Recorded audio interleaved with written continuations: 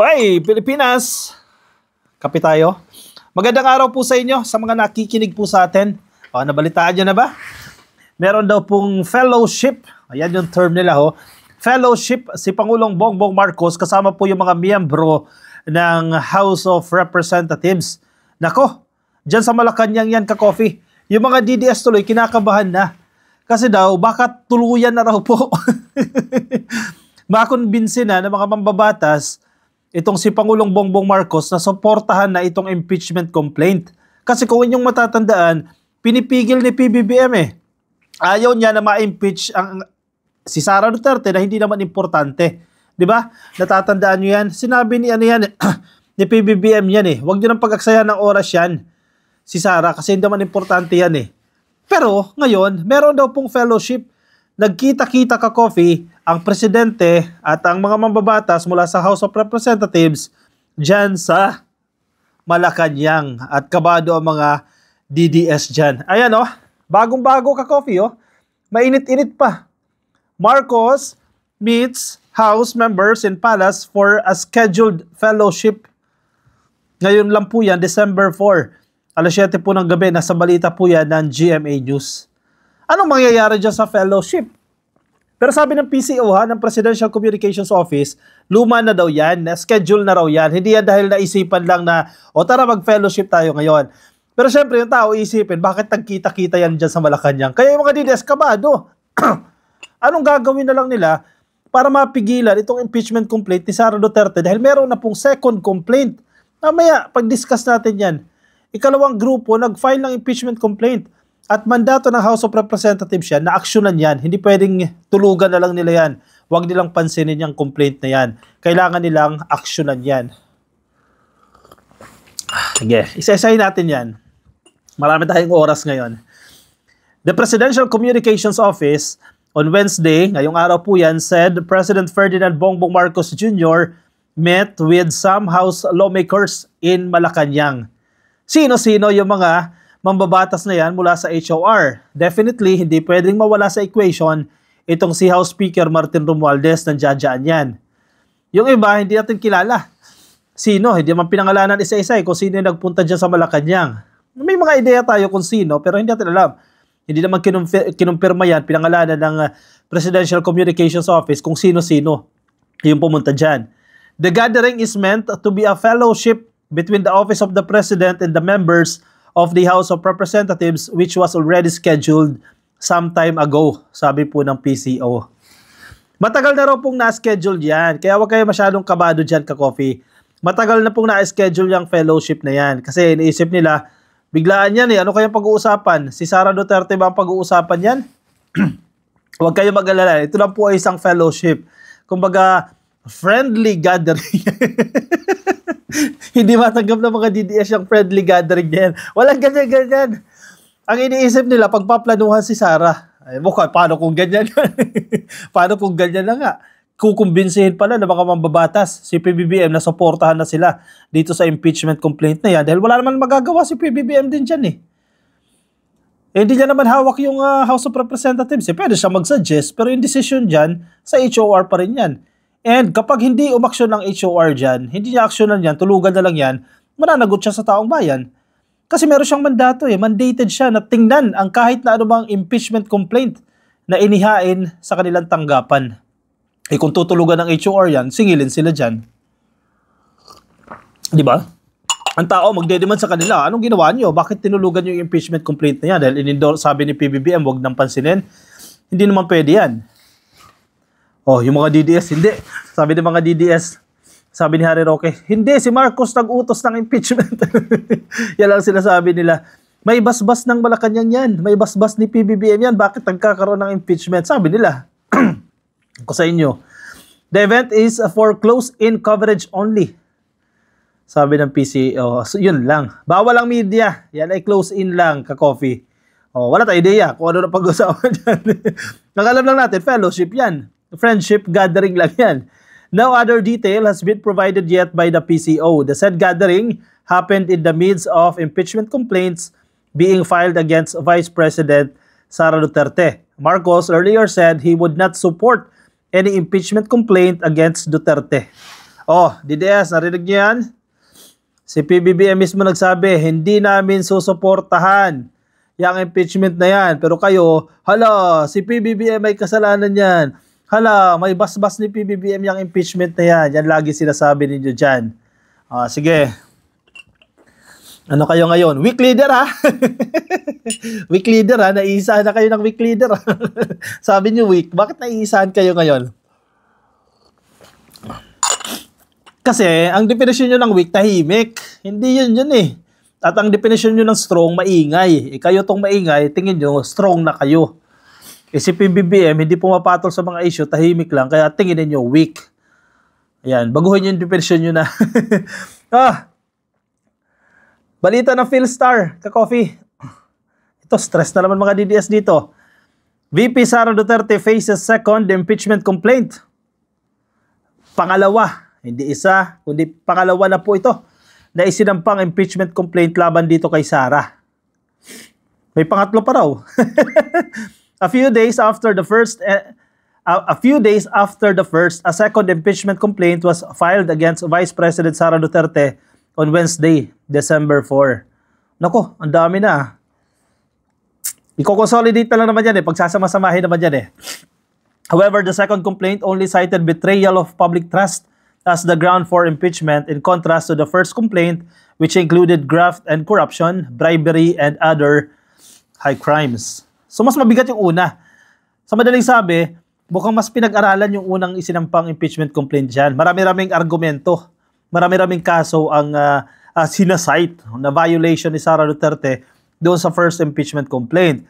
Dito sa pangalawa, hindi naman ibig sabihin na wala rin laman, no? Pero isa lang ang kanilang focus dito. Isang ground lang ng impeachment, itong betrayal of public trust. Though, acceptable din naman yan.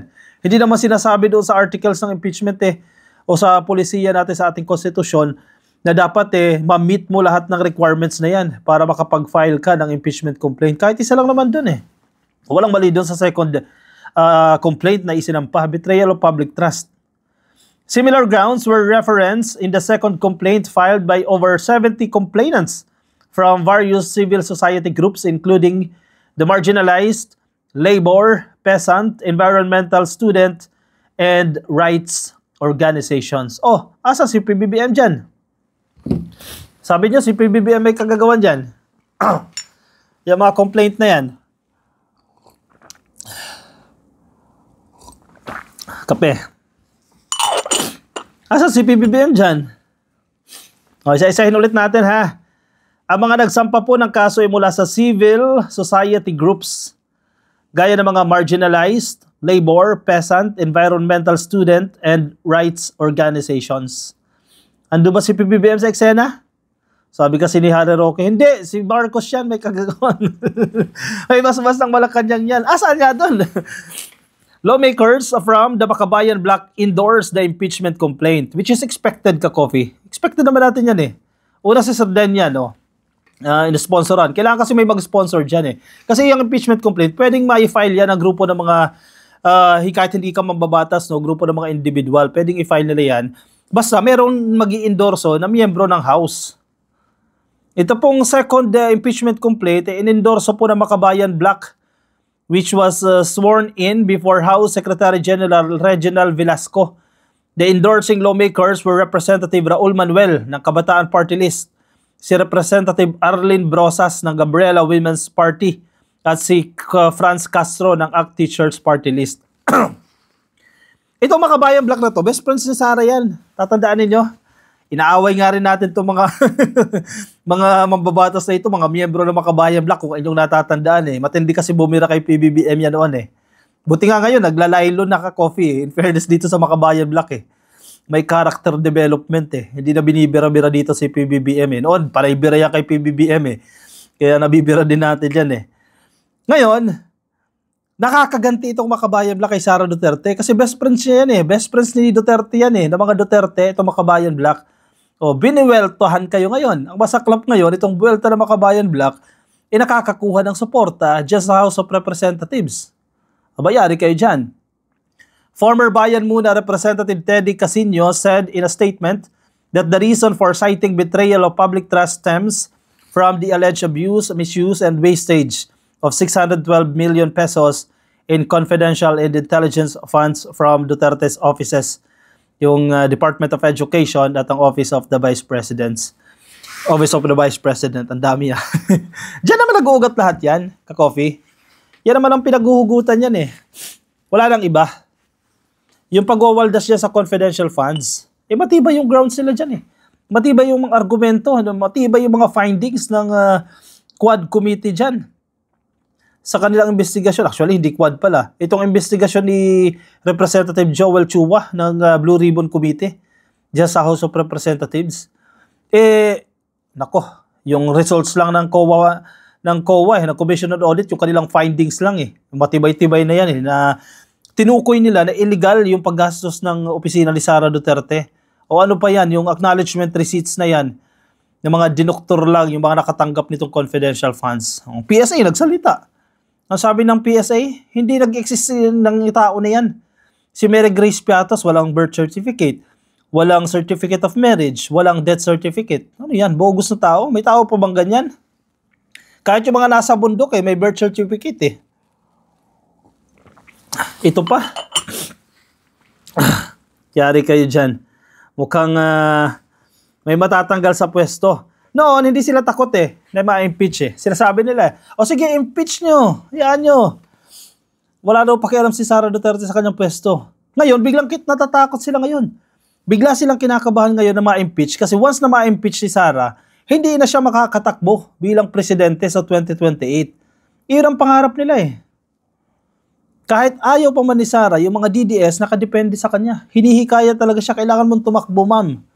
Or else, yari kami, mananagot kami. Or else, yari yung pamilya mo kapag hindi ka naging presidente. Or else, hindi makakauwi si Harry Roque dito sa Pilipinas kapag hindi naging presidente si Sara. Kaya kahit ayaw na ni Sara, kakaray-karayin nila yan. Pipilitin nila yan.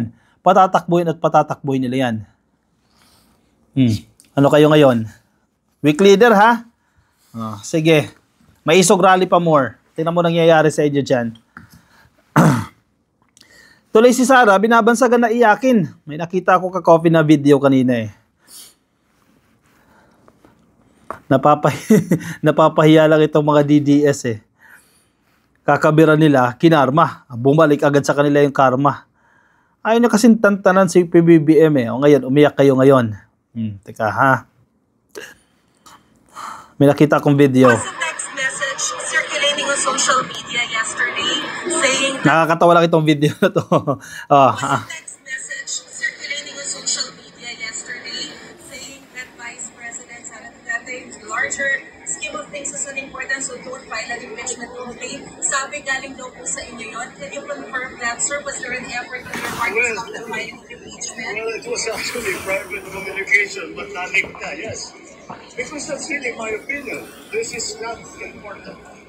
This does not make any difference to even one single Philippine life. To. Ang caption nitong video na yan, "Wag pansinin, nagtatantrums po na bata. Nagtatrabaho mga matatanda." Yung bata nagtatantrums daw po, yung umiiyak ba? Wag pansinin kasi nagtatrabaho yung matatanda. Sino yung matatanda? Ayan, si PBBM. Ito si Sara, isip bata. Ayan, nagsisisigaw, panay iyak. May hashtag pa. Sara is unimportant. Hashtag Sara isip bata. Ayos yung mga hashtag eh. Hashtag Inday walang kwenta. Hashtag Inday sayad. Hashtag papansin si Sara. Hashtag Sara does not matter. Naku, kaya nag-iiyak itong mga DDS na yan dahil sa mga ganitong content na nagsisirculate online. No, siya, sige. Anong say nyo dyan, ka-coffee? I-comment ang inyong opinion, ang inyong reaksyon diyan sa ating comment section para mabasa po yan ng iba nating mga ka-coffee. O siya, ako'y magpapaalam muna sa inyo. Maraming salamat po sa mga sumama.